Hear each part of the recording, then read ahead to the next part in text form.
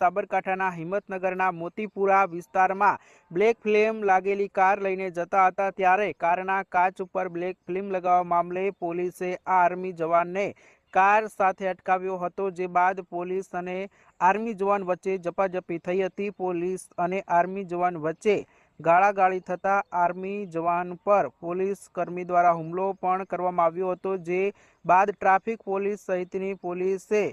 દોડી આવી army જવાનને police વાનમાં બેસાડી પોલીસ સ્ટેશન લઈ ગઈ હતી અને આર્મી જવાન સામે સરકારી કામમાં અડચણ અને પોલીસ કર્મી પર હુમલાની ફરિયાદ નોંધી કોર્ટમાં રજૂ કર્યો હતો અને બાદમાં જવાનને મેડિકલ અર્થે હિંમતનગર સિવિલ હોસ્પિટલ લઈ જવામાં આવ્યા હતા। ત્યારે ઘટનાને પગલે મિલિટરી ફોર્સના અધિકારીઓએ સિવિલ હોસ્પિટલમાં ધામા નાખી આર્મી જવાન સાથે મુલાકાત કરી હતી અને આર્મી જવાનને મારનાર પોલીસ કર્મી સામે કાર્યવાહીની માંગ કરી હતી। જો કે આર્મી જવાન પાસે રહેલી એલ્ટો કાર આર્મી જવાનની નહીં પણ આર્મી જવાનના માસાની હોવાનો